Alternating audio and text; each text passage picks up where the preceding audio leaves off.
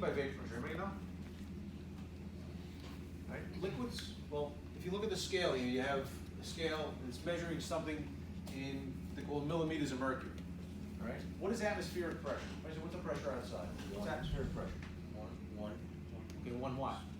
One atmosphere. Okay, what does that equal to in PSI? 14.7 PSI, excellent. Okay.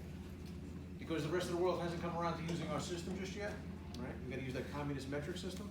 Right? They measure stuff in millimeters of mercury, right? Same way they measure your blood pressure, that's millimeters of mercury, right? If something has, any substance is going to have a vapor pressure.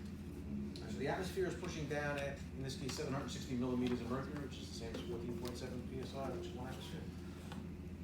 The pressure of that substance pushing back against it is its vapor pressure. All right, so solids don't really have a vapor pressure for the most part.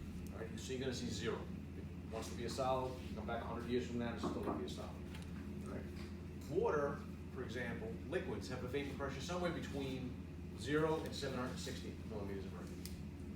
Okay. And depending on how volatile it is, you may have a higher and higher vapor pressures. Once it has a vapor pressure greater than 760, then what? Then it's a gas. Good. Okay. So most of what we're dealing with right now is dealing with liquids, right? And how much vapor pressure you know. So water, for example, has a vapor pressure of 25 millimeters of mercury. So it wants to be a liquid. Right? But if I spill water on this table and I come back a day from now, is it still going to be there? No. Eventually, it's going to start to evaporate, and it's going to off gas, and it's going to go into the atmosphere. All right. So that's what vapor pressure does. The higher that vapor pressure is, the faster it's going to do. If I spill acetone next to water, which one's going to evaporate faster?